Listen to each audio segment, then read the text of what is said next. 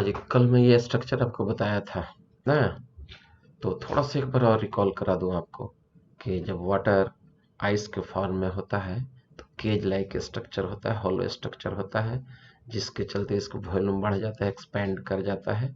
और जैसे ही अंदर में खोखला हो गया, केज लाइक हो गया, तो इसकी डेंसिटी घट जाएगा कि बढ़ जाएगा?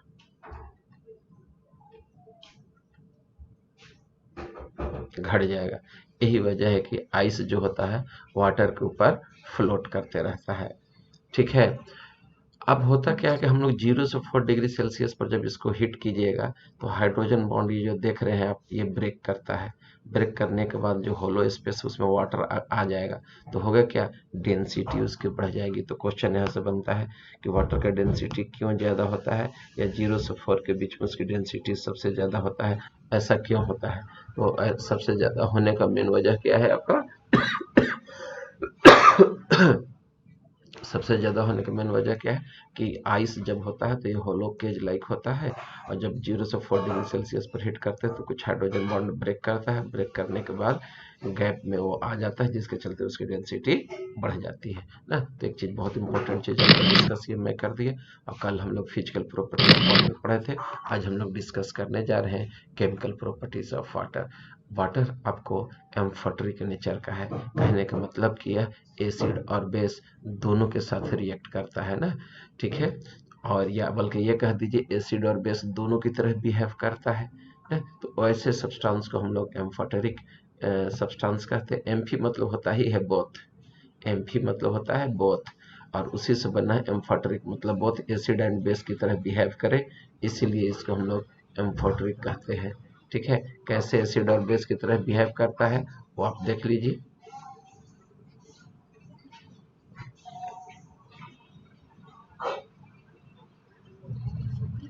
यहाँ पर वाटर है, वाटर जब H2S से रिएक्शन कर रहा है तो ये H प्लस आयन इसके लोन पेयर ऑफ इलेक्ट्रॉन को देगा, मतलब कि water H plus ion accept कर रहा है और हाइड्रोनियम आयन में बदल गया। तो यहाँ पर H2S एसिड हुआ कि बेस? कौन बताएगा? रवि, तुम बताओ रवि।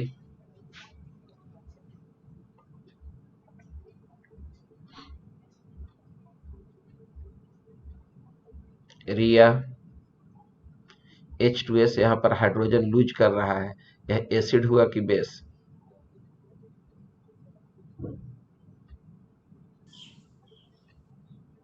कैफ,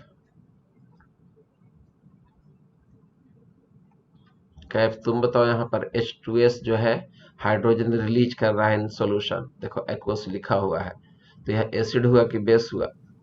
एसिड। एसिड, बिल्कुल सही। और यह H प्लस आयन एक्सेप्ट कर रहा है ना, इसलिए यह बेस हो गया। यहाँ पर यह बेस का काम कर रहा है, यहाँ पर यह एसिड का काम कर रहा है। ठीक है। तो देखो यहाँ पर बेस हो गया आपका। इस इक्वेशन में देखिए NH3 is accepting one proton ना, H प्लस आयन को रिसीव करके NH4 आयन में बदल रहा है, तो H प्लस ले रहा है, इसलिए यह क्या हो गया, यहाँ पर यह बेस हो गया। ठीक है।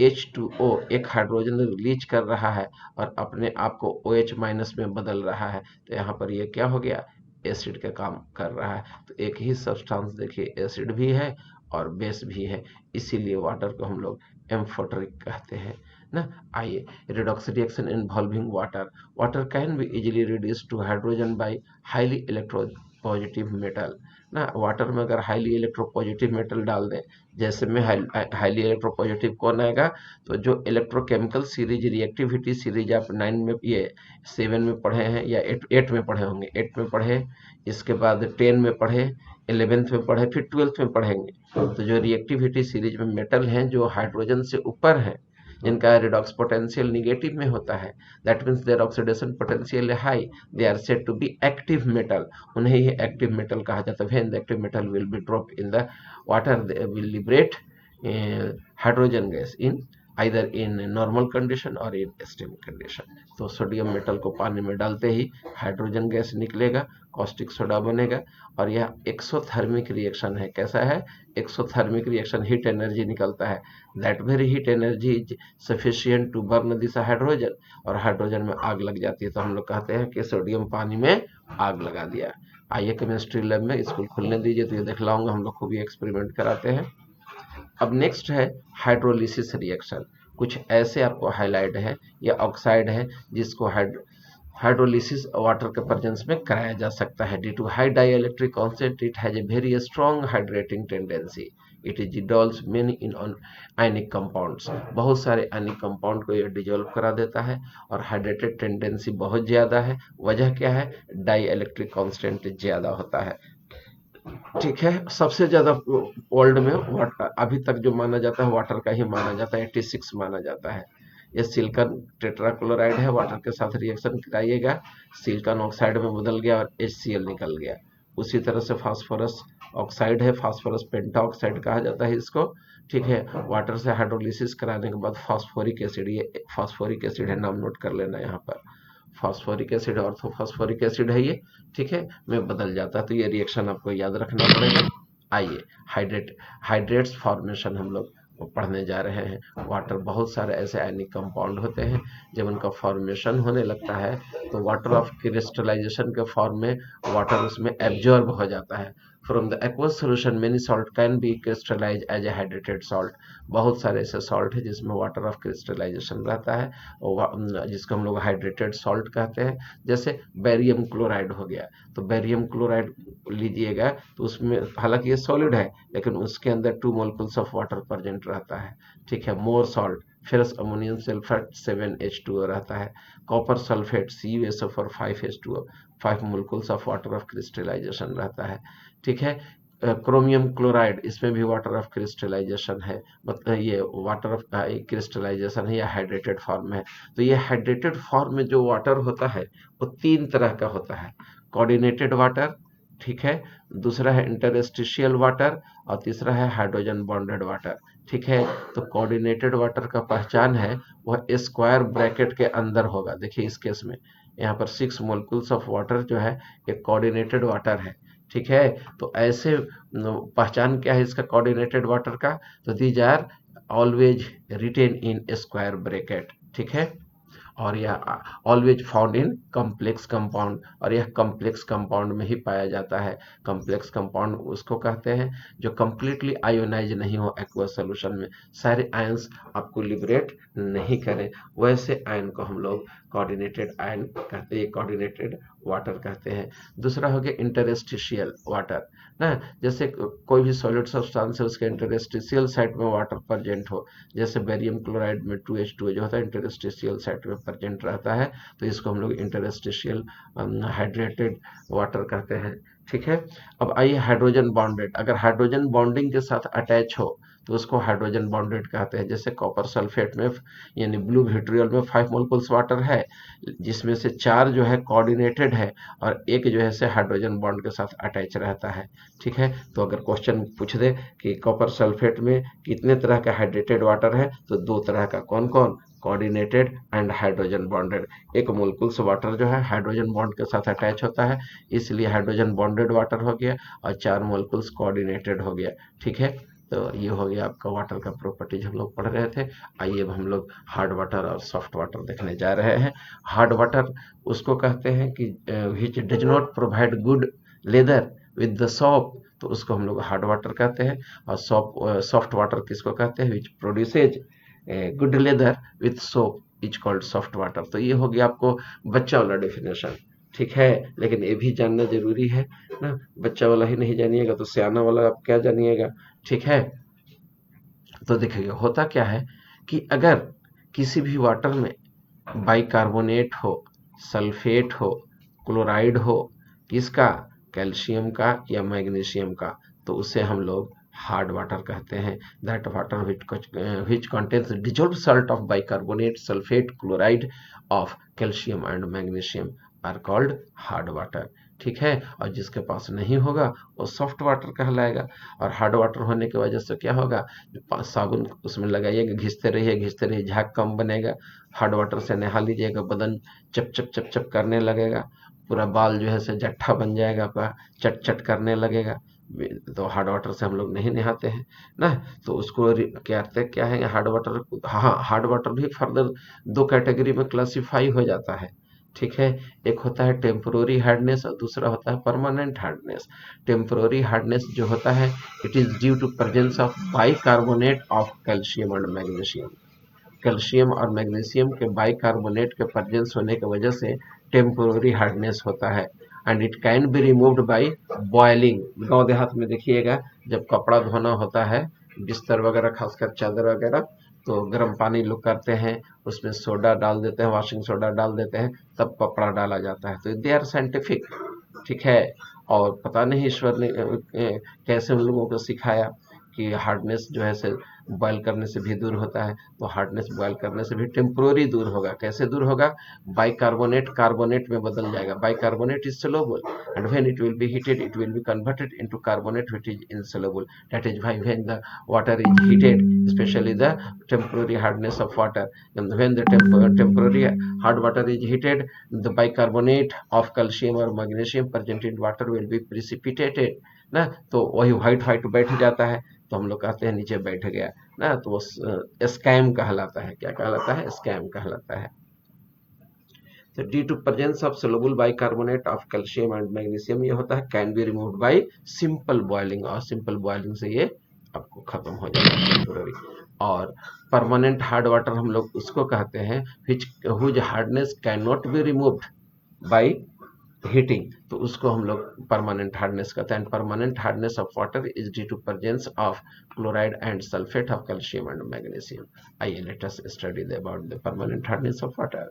It is due to the presence of chloride and sulphate of calcium and magnesium, requires treatment of water to remove this type of hardness ना। परमानेंट में आपका क्लोराइड और सल्फेट होता है, किसका?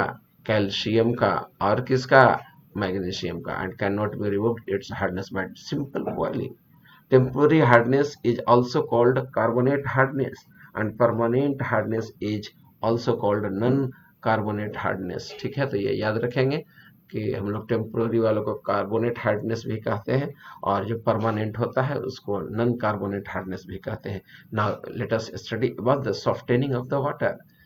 those water which are hard ना, whether it is temporary or permanent, their क्या कहा जाता है, hardness can be removed by several method, and the method is known as softening of water। ठीक है, और उसमें हम लोग मेनली कैल्शियम और मैग्नीशियम को क्या करते हैं? रिमूव कर देते हैं, उसी को सॉफ्टनिंग ऑफ वाटर कहते हैं। रिमूवल ऑफ टेम्पोररी हार्डनेस कैसे करेंगे? Bye simple boiling. बाइकार्बोनेट होता है, यहाँ m बराबर कैल्शियम या मैग्नीशियम है, देखो m बराबर कैल्शियम या मैग्नीशियम, सिंपल हीट कर दीजिए, बॉयल कर दीजिए पानी को, कार्बोनेट में बदल जाएगा, वाटर रिलीज होगा और कार्बन डाइऑक्साइड गैस बन के निकल जाएगा। This is soluble salt, bicarbonate is soluble, why carbonate is insoluble in water, it will be precipitated in the form of the scum which is removed out, and this water is used. दूसरा है Clarks process. Clarks process में हम लोग करते क्या है, जो calcium और मैग्नीशियम का कार्बोनेट बाइकार्बोनेट है, उसमें हम लोग कैल्शियम हाइड्रोक्साइड ऐड कर देते हैं, ठीक है, और ऐड करके बॉयल कर देते हैं। तो इससे होगा क्या आपका, वो देखिए आप, ये दोनों रिएक्ट करेगा तो इनसोल्युबल कैल्शियम कार्बोनेट में बदल जाएगा। किस में बदल जाएगा? इनसोल्युबल कैल्शियम कार्बोनेट में आपका बदल जाएगा। और दूसरा है, इसको अगर आप हीट कीजिएगा तो कैल्शियम हाइड्रोक्साइड के साथ ये भी कैल्शियम कार्बोनेट में बदलेगा, जो कि इनसोल्युबल है, it will be precipitated out. इसको बाहर निकाल के फेंक दिए और वाटर हम लोग यूज कर गए, ठीक है। तो यही तो है आपका क्लार्क प्रोसेस और calcium hydroxide method. Now let us study about the removal of permanent hardness of water ना। तो बाय वॉशिंग सोडा मेथड ना, तो जस्ट इसके पहले मैं आपके साथ चर्चा कर रहा था कि गर्म पानी कर दिया जाता है, उसमें वॉशिंग सोडा मिला दिया जाता है, ठीक है, और उसको बॉयल में, तो उसमें इनसोल्युबल सब्सटेंसेस बैठ जाते हैं। इनसोल्युबल सब्सटेंस क्या होता है? कैल्शियम कार्बोनेट, मैग्नीशियम कार्बोनेट, और इस तरह से कैल्शियम आयन और मैग्नीशियम आयन रिमूव हो गया इन the form of the carbonate by adding the washing soda. तो वॉशिंग सोडा से ऐसा नहीं कि परमानेंट हो गया रिमूवल, तो टेम्पोररी नहीं होगा, टेम्पोररी भी रिमूव हो जाएगा। नेक्स्ट है by using inorganic cation exchanger permute method और जियोलाइट मेथड ना। तो जियोलाइट क्या है, तो कैल्शियम एल्युमिनियम सिलिकेट को हम लोग जियोलाइट कहते हैं। क्या है जियोलाइट, क्या है पूछता है क्वेश्चन, तो it is calcium aluminium silicate को हम लोग जियोलाइट या परम्यूटेट कहते हैं। ठीक है, अब हम लोग करते क्या है कि परम्यूटेट लेते हैं या जियोलाइट लेते हैं, पानी के साथ ट्रीट कर देते हैं। तो पानी में जो आपका प्रेजेंट है कैल्शियम का क्लोराइड या मैग्नीशियम का क्लोराइड, ये रिएक्ट करेंगे और रिएक्ट करने के बाद इस सोडियम को रिप्लेस करेंगे। तो सोडियम रिप्लेस हो गया, NaCl बन करके निकल गया यहाँ से Na और यहाँ से Cl, ये कैल्शियम आ गया सोडियम के जगह पे, यानी डबल डिस्प्लेसमेंट मेथड हो गया आपका। तो कैल्शियम सिलिकेट, एल्युमिनियम सिलिकेट बन गया। ये कैल्शियम के वैलेंसी 2 है, इसलिए यहाँ 2 से मल्टीप्लाई कर दिए। ठीक है, अब यही कैल्शियम सिलिकेट फर्दर NaCl से रिएक्ट करके सोडियम सिलिकेट फिर से सोडियम एल्युमिनियम सिलिकेट फिर से रीजनरेट हो गया और कैल्शियम क्लोराइड आपका बाहर निकल गया इस तरह से, और इस तरह से आपका हार्डनेस ऑफ वाटर जो है वो रिमूव हो गया।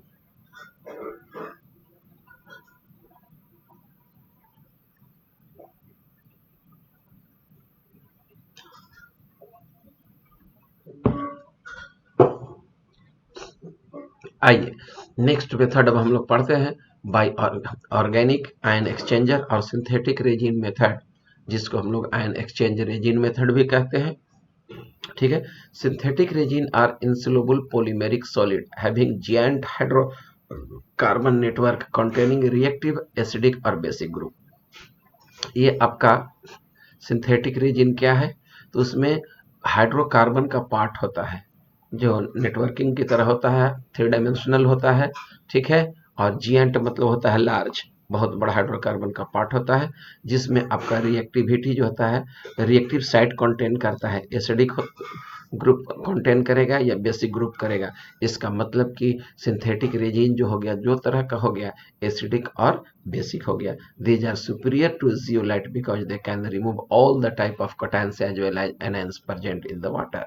तो पूछता है कि बेस्ट मेथड कौन है, तो आपका आयन एक्सचेंज रेजिन मेथड सबसे बेस्ट है। सिंथेटिक रेजिन मेथड आपका बेस्ट है क्योंकि इसमें कटायन और अनायन सारे के सारे आपको रिमूव हो जाते हैं। This resulting water is known as demineralised और डीआयोनाइज्ड वाटर। और इस मेथड से जो वाटर निकलता है इसको हम लोग डीमिनरलाइज्ड और डीआयोनाइज्ड कहते हैं। जितने भी आयन से सारे को रिमूव कर देगा, आपको एकदम प्योर वाटर, डिस्टिल वाटर की तरह आपको ये बन जाएगा।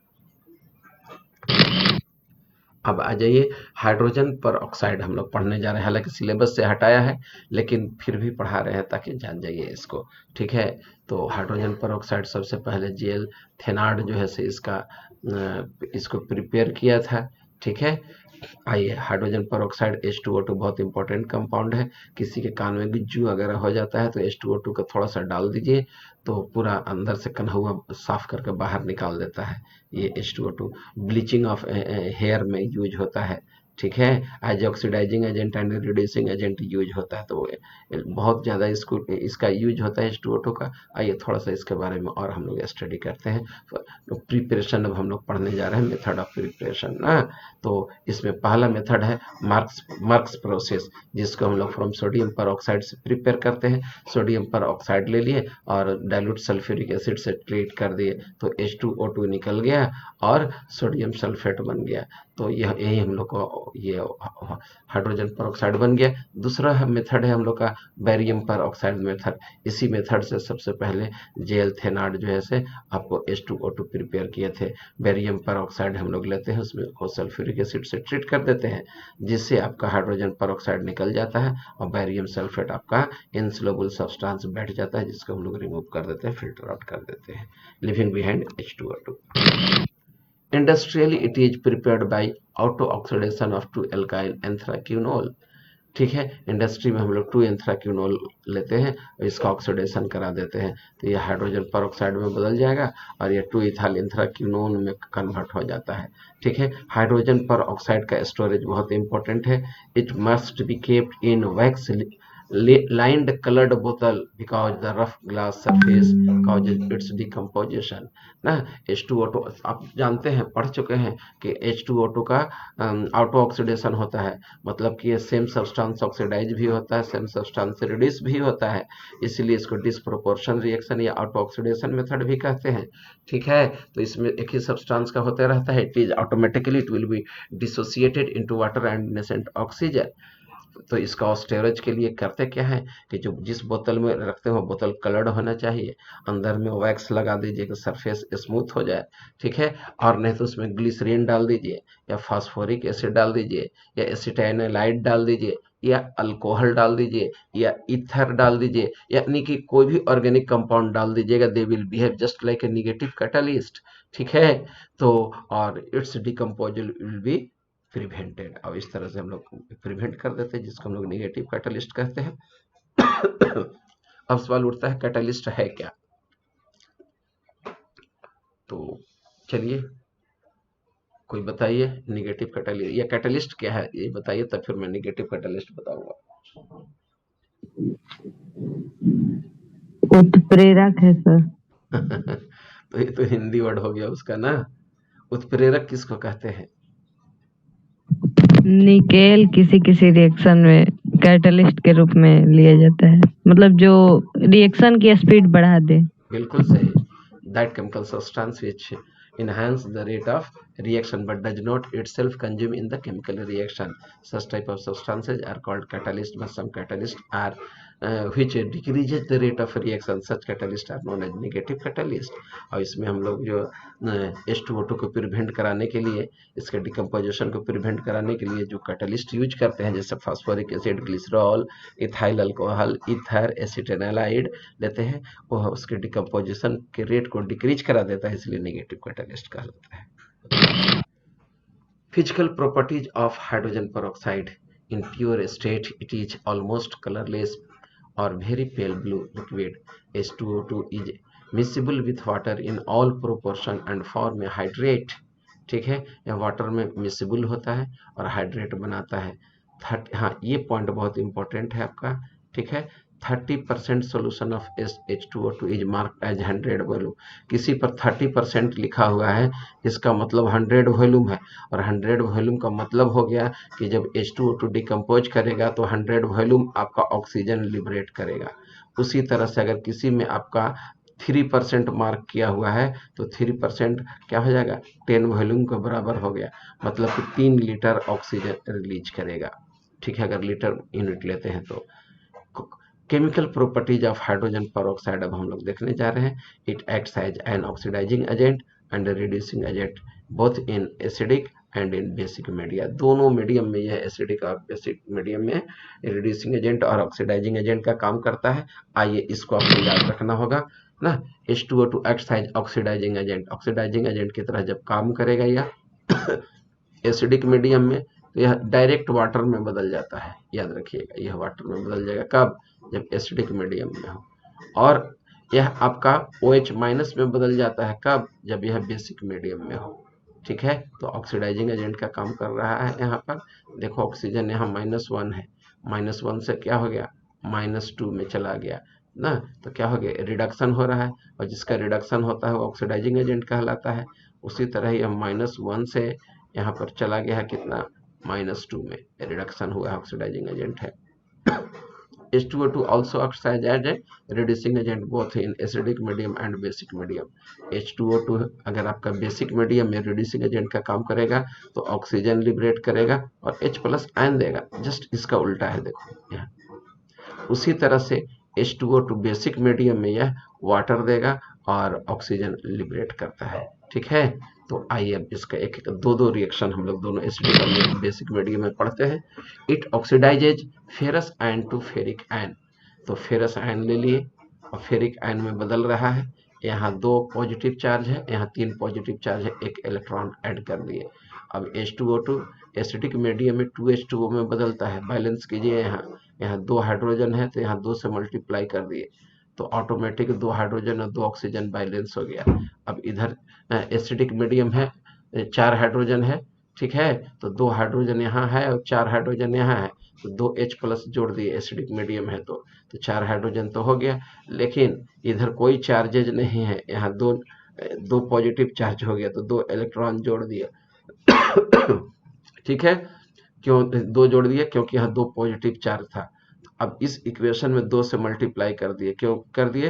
क्योंकि दोनों में नंबर ऑफ इलेक्ट्रॉन इक्वल करना था, तो 2 इलेक्ट्रॉन कट गया और दोनों में, इसमें 1 से मल्टीप्लाई कर दिए, इसमें कितना से मल्टीप्लाई कर दिए? 1 में, इससे 2 से, और मल्टीप्लाई कर अलजेब्रिक मेथड से यहाँ सम अप कर दिए। उसी तरह से बेसिक मीडियम में जब ऑक्सीडाइजिंग एजेंट का काम करेगा, फेरस आयन को फेरिक आयन में बदलेगा, तो बेसिक मीडियम का ये रिएक्शन लिख दिए। ठीक है, यहाँ 2 हाइड्रोजन था, 2 से यहाँ मल्टीप्लाई कर दिए, 2 ऑक्सीजन भी हो गया, लेकिन इधर 2 निगेटिव चार्ज है इसलिए 2 इलेक्ट्रॉन ऐड कर दिए। और ये स्टेप्स आप जान ही रहे हैं, 2 से मल्टीप्लाई कर दिए नंबर ऑफ इलेक्ट्रॉन इक्वल कराने के लिए, यहाँ से ये और यहाँ से ये काट दिए, दोनों को ऐड करके ये इक्वेशन लिख दिए।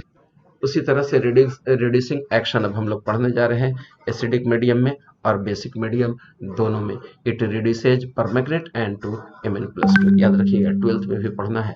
ये परमैंगनेट है, परमैंगनेट एसिडिक मीडियम में Mn+2 में बदलता है, वही परमैंगनेट आपको बेसिक मीडियम में MnO2 में बदलता है, याद रखिएगा, इसको याद रखना पड़ेगा आपको। ठीक है, तो MnO4 जो होगा Mn+2 में बदल गया। आइए अब इसको बैलेंस करते हैं। यहाँ 4 ऑक्सीजन है तो 4H2O लिख दिए, ऑटोमेटिक ऑक्सीजन बैलेंस हो गया दोनों तरफ। लेकिन यहाँ 8 हाइड्रोजन हो गया तो 8 H प्लस जोड़ दिए। अब चार्जेज देखो, इधर प्लस 2 है, जबकि इधर कितना हो गया? 8 में से गया 7 हो गया, 7 हो गया, 2 ज्यादा है, 5 इलेक्ट्रॉन जोड़ दिए। अब ये H2O2 ले लिए और इसका बैलेंसिंग पहले बता चुका हूँ। नंबर ऑफ इलेक्ट्रॉन यहाँ 2 है, यहाँ 5 है, तो इसमें 2 से मल्टीप्लाई कर दिए, इसमें 5 से मल्टीप्लाई कर दिए, 5 इलेक्ट्रॉन 10-10 इलेक्ट्रॉन दोनों तरफ से कट गया, जो बच गया उसको लिख दिए। ठीक है, इन बेसिक मीडियम यह MnO2 में बदलता है। ठीक है, तो ऑक्सीजन यहाँ 2 हो गया, ऑक्सीजन यहाँ 4 था। ठीक है, अब बैलेंस करने के लिए यहाँ 4 OH कर दिए, 2 H2O जोड़ दिए ना, अब बैलेंस करके ये इक्वेशन आपका दोनों तरफ से लिख दिए। तो ये रिड्यूसिंग एजेंट एक्शन था इसका। आइए यूजेज ऑफ हाइड्रोजन परऑक्साइड हम लोग पढ़ने जा रहे हैं। In daily life it is used as a hair bleaching. देखिएगा, किसी किसी को मुर्गा की तरह बाल बना लेगा और मुर्गा के कलर कर देगा, तो काला बाल को क्या किया जाता है? पहले ब्लीच कर दिया जाता है, फिर उसको मुर्गा कलर लगा दिया जाता है, मुर्गा बना दिया जाता है उसको, और समझ में भी नहीं आता है कि आदमी मुर्गा बना गया और टीन का चश्मा लगा के घूमते चलेगा ना। तो यही हो गया है, इन ब्लीचिंग ऑफ हेयर में यूज होता है एज ए माइल्ड डिसइंफेक्टेंट। कान वगैरह खुजलाता रहता है तो उसमें हम लोग कान वगैरह में डालते हैं, हालांकि इसके यूज से बचना चाहिए, जीन डिलीशन होता है इससे। ठीक है, इसलिए बचना चाहिए। एज एन एंटीसेप्टिक यूज होता है, sold in market as a perhydrol. हम लोग H2O2 को यूज करते हैं एंटीसेप्टिक के तरह भी, मार्केट में परहाइड्रोल के नाम से बिकता है। It is use to manufacture chemical like sodium perborate and percarbonate which are used in high quality detergent बनाने में इसका यूज होता है। ठीक है, सोडियम परबोरेट का या सोडियम परकार्बोनेट का। सोडियम परबोरेट का मेन यूज क्या है? जैसे साबुन लगाइएगा तो क्या झाग बनेगा। ठीक है, तो ड्राई नहीं हो जाए, झाग बने, इसीलिए सोडियम परबोरेट डाला जाता है। It is used in the synthesis of hydroquinone, tartaric acid, certain food product and pharmaceuticals like cephalosporin. ठीक है, it is implied in the industry as a bleaching agent for textile. Textile मैंने कपड़ा के factory में use होता है, कपड़ा के ब्लीच करने में। पेपर इंडस्ट्री में पेपर पल्प को, यानी कि वुड पल्प को, पेपर पल्प का मतलब यहाँ वुड पल्प, लकड़ी के गुद्दा ना बीच में जो होता है वो पल्प कहलाता है, उसको ब्लीच करने में यूज होता है। लेदर को ब्लीच करने में यूज होता है, ऑयल में, फैट्स में यूज होता है। Now day it is also used in environmental green chemistry, for example in pollution control, treatment of domestic and industrial effluents, oxidation of cyanides, restoration of aerobic conditions to sewage wastage। ठीक है, ये हो गया hydrogen peroxide का usage. आइए इसका photo देखिए, gas phase में ओपन बुक शेपेड है, इसका स्ट्रक्चर कैसा होता है? तो ओपन बुक शेपेड, याद रखिएगा, ओपन बुक शेपेड।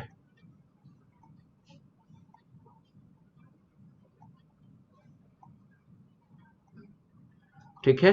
तो आपका गैस फेज में रहेगा तो ये बॉन्ड एंगल 111.5 डिग्री होता है, और सॉलिड फेज में होगा तो 90.2 डिग्री होगा। ठीक है। और ये जो एंगल होता है गैस फेज में 94.5 होता है, और ऐसे गैस फेज सॉलिड फेज में होगा तो ये बढ़ जाता है थोड़ा सा, इसीलिए इधर वाला घट जाता है, 101.9 डिग्री हो जाता है। ये डिग्री है यहाँ पर।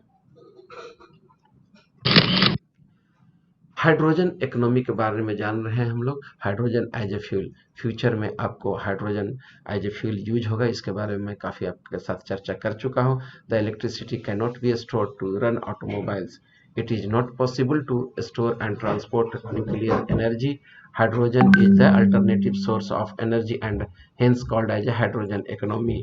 Hydrogen has some advantage as a fuel ना, जैसे हम लोग इलेक्ट्रिसिटी को कैरी हर जगह नहीं कर सकते हैं, तार बिछाना पड़ेगा, ठीक है, या न्यूक्लियर एनर्जी के लिए भी ट्रांसपोर्ट की जरूरत पड़ती है, और ये मतलब ट्रांसपोर्ट नहीं कर सकते हैं न्यूक्लियर एनर्जी को। एक जगह हम लोग न्यूक्लियर एनर्जी प्रिपेयर कर दिए, उससे टरबाइन चलाए, फिर इलेक्ट्रिसिटी प्रोड्यूस किए, तब जा करके हम लोग को आगे जाता है, जबकि हाइड्रोजन के साथ ऐसा नहीं है ना।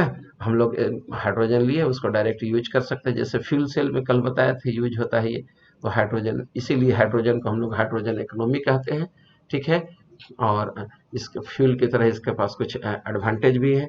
Available in evidence in combined form as water, ये आसानी से वाटर में अवेलेबल होता है हाइड्रोजन। ठीक है। ऑन कंबशन प्रोड्यूसेज H2O, अगर ऑक्सीजन के साथ हाइड्रोजन कंबाइन करेगा तो वाटर प्रोड्यूस करेगा, हेंस पोल्यूशन फ्री होता है। ये H2O टू फ्यूल सेल में यूज होता है, स्पेस मून सैटेलाइट में, स्पेस सैटेलाइट में एक्सेलेंट रिड्यूसिंग एजेंट है, therefore can be used as the substitute of carbon in the reduction process of the industry. ठीक है। लेकिन बाधाएं क्या क्या हैं, ऑब्स्टिकल क्या क्या हैं हाइड्रोजन इकोनॉमी में, तो पहला बाधा है ट्रांसपोर्टेशन का। Hydrogen gas is explosive and hence it is difficult to store and transport. Formation of hydrogen from H2O आसानी से नहीं मिलेगा, इलेक्ट्रिसिटी कंज्यूम होता है। The cheaper production of the hydrogen is basic requirement of hydrogen economy which is not possible now. Hydrogen को produce करने के लिए हम लोग को क्या चीज़ की जरूरत पड़ेगी, इलेक्ट्रिसिटी की जरूरत पड़ेगी, जो कि खर्चीला होता है। The main aim and advantage of hydrogen economy is to transmit energy in form of hydrogen. ठीक है। अब आइए हेवी वाटर पढ़ने जा रहे हैं। ड्यूटेरियम ऑक्साइड को हेवी वाटर कहते हैं। It is extensively used in moderator, moderator होता है मतलब कि न्यूक्लियर रिएक्टर में यूज होता है, इन न्यूक्लियर रिएक्टर लिखा हुआ भी है। In exchange reaction for the study of the reaction mechanism, reaction mechanism में जैसे बहुत सारा रिएक्शन होता है कि वाटर का ऑक्सीजन है या दूसरे जगह से वाटर आ, जैसे फोटोसिंथेसिस ही ले लो, तो फोटोसिंथेसिस में कार्बन डाइऑक्साइड लेते हैं, H2O लेते हैं, और फिर उधर ग्लूकोज बन गया और फिर बनता है वाटर बनता है। तो ये वाटर, ग्लूकोज में जो ऑक्सीजन है वाटर का है, ये कार्बन डाइऑक्साइड का पता करना हो तो उसमें हम मैकेनिज्म में हम लोग यूज कर सकते हैं ड्यूटेरियम ऑक्साइड। ठीक है। कैल्शियम कार्बाइड ले लीजिए, और कैल्शियम कार्बाइड पर आप डाल दीजिए क्या,